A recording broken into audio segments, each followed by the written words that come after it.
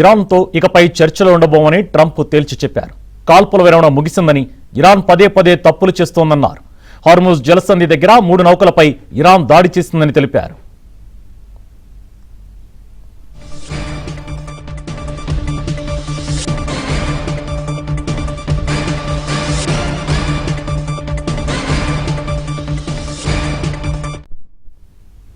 Trump ప్రకటనతో ఒక్కసారిగా ముడి చమురు ధరలు పెరిగాయి. బ్యారెట్ ముడి చమురు ధర $78.73 చేరుకుంది.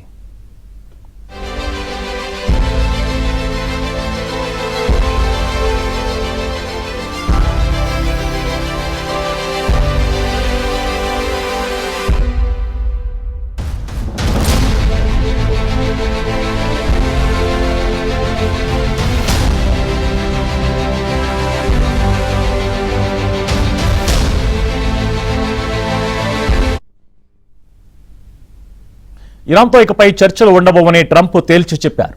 కాల్పుల విరమణ ముగిసిందని, ఇరాన్ పదే పదే తప్పులు చేస్తోందన్నారు. హార్ముజ్ జలసంధి దగ్గర 3 నౌకలపై ఇరాన్ దాడి చేసిందని తెలిపారు.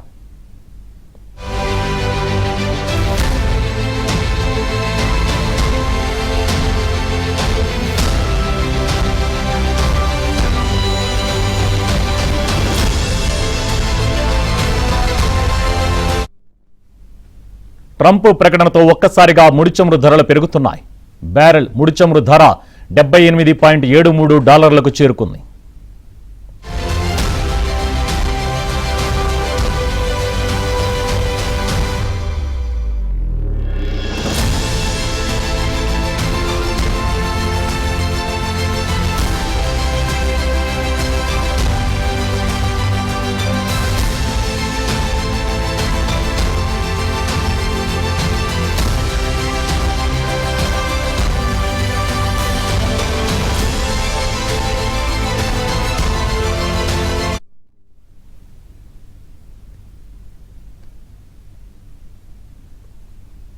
మిడిల్ ఈస్ట్లో ఉద్రిక్తతలు మళ్లీ మొదటికొచ్చాయి.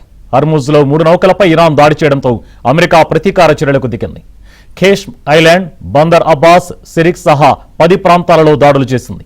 ఇరాన్ దురాక్రమణ ప్రమాదకరమని, సీజ్ ఫైర్ను ఉల్లంఘించడమేనని అమెరికా ఆగ్రహం వ్యక్తం చేసింది. వాణిజ్య నౌకలపై దాడికి ప్రతిస్పందనగానే దాడులు చేసినట్లు ప్రకటించింది.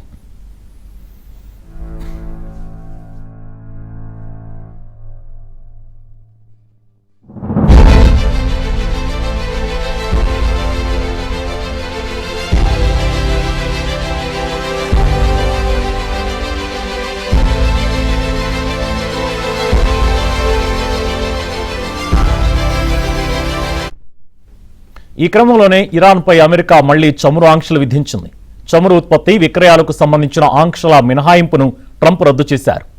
OFCC జనరల్ లైసెన్స్ తక్షణమే రద్దు చేసినట్లు ప్రకటించారు. అమెరికా ప్రయోజనాలకు విఘాతం కలిగిస్తే తీవ్ర పర్యవసానాలు ఉంటాయని హెచ్చరికలు జారీ చేశారు.